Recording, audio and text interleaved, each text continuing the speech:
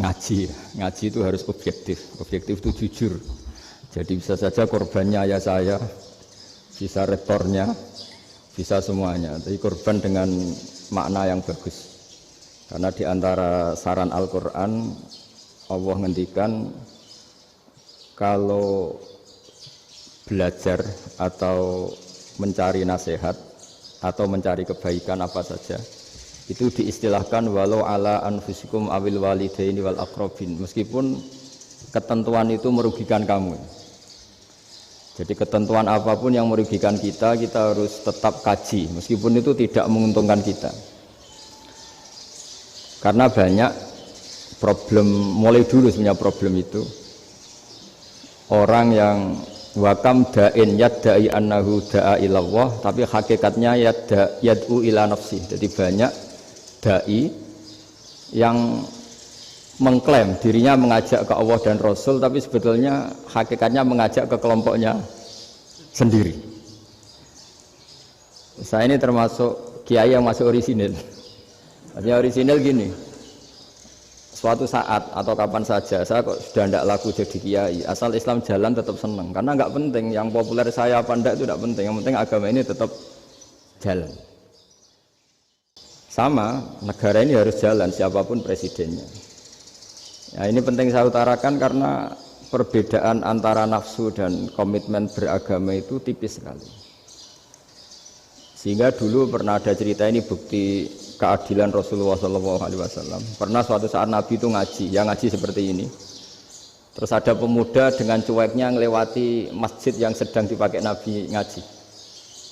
Singkat cerita semuanya ngomel ya, bergumam. Celaka betul pemuda itu, ada Nabi ngaji kok tidak ikut ya.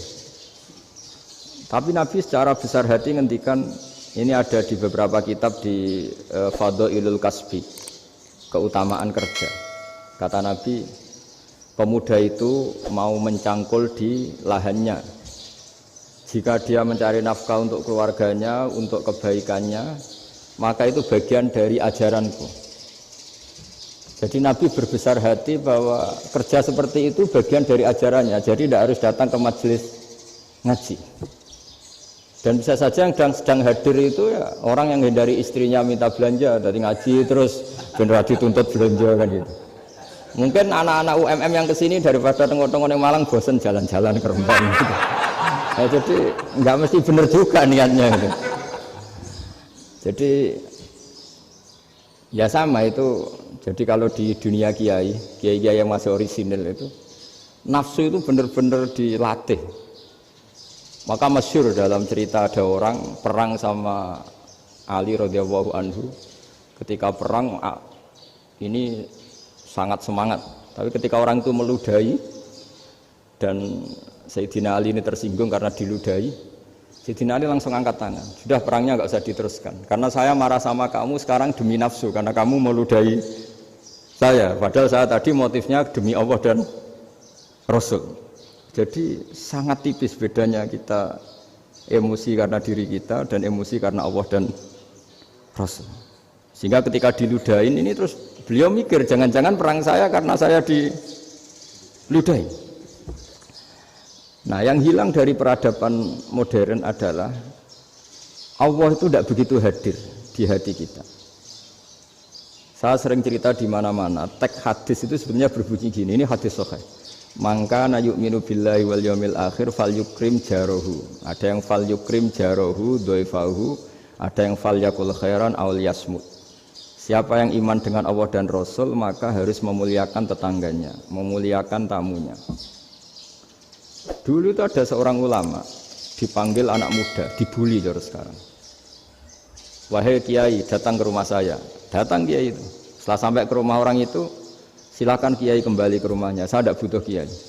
Kiai itu dengan riang kembali. Setelah di rumah dipanggil lagi. Pak Yai, silakan datang ke rumah saya. Datang lagi. Ya senyum-senyum kiainya santai. Wah, nggak jadi butuh Pak Yai. Silakan kembali lagi. Sampai 3 kali. Oh itu kalau rektor digitukan marah itu. Dosen marah. Kiainya santai. Santai, senyum-senyum, rileks.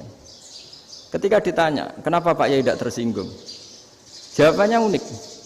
Anak muda, saya ini senang sekali nuruti perintah Allah, disuruh menghormati tetangga. Sehingga ketika Anda manggil ya saya datang. Ketika Anda nyuruh pulang ya saya pulang, saya senang sekali nyenang kantongku. Dan itu perintah Allah, jadi tidak ada hubungannya dengan kamu. Wah pemudanya nangis minta dimaafin. Kalau kita kan enggak, kita ini dosen, kiai, mungkin kita doktor, mungkin kita profesor. Tapi kita ini sering didikte oleh orang bodoh. Kalau orang bodoh itu jengkel, lo kita ya jengkel. Lo kamu jengkel, dijengkelkan orang bodoh itu namanya terdikte. Itu bodoh apa pinter? Wah itu tidak pinter sama sekali. Kalau betul-betul kamu pinter hanya bisa didikte oleh Allah Subhanahu wa Ta'ala. Jadi antara hukum Allah apa? Wa ahsin man asa'a ilaika, berbuatlah baik sama orang yang berbuat buruk sama Anda. Itu dikteannya Allah. Kalau dikteannya orang-orang bodoh kayak dimangkel ben mangkel, terus kamu mangkel. Itu bodoh apa pinter? Nah, problem kita kekinian adalah wong pinter wong bodoh itu podo-podo bisa didikte oleh sekelilingnya. Terus karuan wataknya perempuan seperti itu, wataknya anak-anak seperti itu, kita didikte. Anak-anak jengkelin kita mangkel, berarti kita didikte oleh orang bodoh. Makanya agama itu unik, kadang ngendikan wa ahsin man asa'a ilaika, kadang wasil man qata'aka, sambunglah orang yang memutus kamu. Karena dengan demikian kita hanya didikte oleh Allah Subhanahu wa Ta'ala, bukan didikte oleh hukum sosial.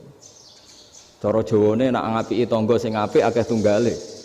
Berbuat baik sama yang berbuat baik pada kita itu mbok orang fasik ya seperti itu, maling ya seperti itu, sama. Tapi kalau berbuat baik sama orang yang berbuat jelek sama kamu itu baru luar biasa. Dan memang teksnya hadis wa ahsin man asa'a ilaika, berbuat baiklah sama orang berbuat buruk sama kamu. Jadi nggak boleh orang didikte. Makanya ngaji di sini diantaranya saya akan cerita dalam sebuah hadis sahih. Dalam hadis Hasan yang diriwayatkan Imam Tirmidzi ada kalimat dari Rasulullah SAW. Dawe Nabi, la takunu imma'atan taquluna in ahsanan nasu ahsanna wa in zalamu zalamna. Walakin watti'u anfusakum in ahsanan nasu an tuhsinu wa in asa'u alla tazlimu. Kamu jangan jadi orang yang mudah diombang-ambingkan oleh orang sekeliling kamu. Yaitu kamu mengatakan jika orang baik ke saya akan baik, jika orang buruk ke saya juga akan membalas buruk. Itu namanya Anda didikte. Tapi berkomitmenlah kamu akan berbuat baik meskipun orang lain berbuat buruk. Nah sekarang logika sosialnya begini. Kalau di Indonesia itu ada 1000 kiai, ada 1000 profesor yang ingin membenahi Indonesia. Rata-rata orang awam itu semau gue. Terus mereka mendikte kita. Perilakunya agak simpatik, perilakunya jengkelin. Terus 1000 profesor ini ikut jengkel. Itu kira-kira jadi solusi apa goblok bareng? Sama 1000 kiai ini ikut jengkel. Ini jadi solusi apa goblok bareng? Goblok bareng. Nah problem sekarang kita ini biasa didikte orang bodoh. Nah makanya ciri khas orang muslim itu kata Nabi mangkana yu'minu billahi wal yaumil akhir. Jadi baik tetangga karena perintahnya Allah dan Rasul. Pentingnya apa? Bedanya karena berbuat baik ini perintahnya Allah, mbok tangga apik lah kita tetap apik karena perintahnya Allah dan Rasul. Begitu juga dengan hubungan dengan istri, dengan anak. Mbok bojomu lagi cerewet lah ya tetap apik. Karena dengan cara itu kita hanya tunduk kepada Allah dan Rasul. Tapi kalau kamu istri saya kalau baik ya saya baik, kalau enggak ya enggak. Berarti Anda didikte oleh perilakunya dia. Itu latihan ya kalau dalam bahasa pondok latihan jadi wali itu yang paling berat itu. Nabi itu kalau sama orang munafik itu sabarnya Masya Allah. Padahal Nabi perso kalau orang itu orang munafik.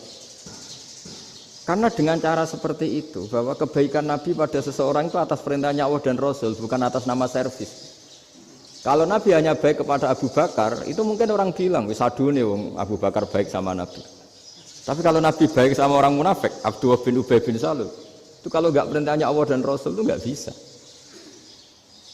Nah ini cobalah berlatih seperti itu sehingga kita tidak mudah didikte. Ya saya ulang lagi nggak mudah apa? Didikte. Maka di antara kebaikan Allah dan Rasul adalah bahkan orang dolim saja diberi jatah rahmat. Makanya tadi seperti mukadimah yang dibaca Pak Haris tadi, agama ini rahmatan lil alamin. Orang yang dolim saja dapat jatah apa? Rahmat, apalagi yang soleh.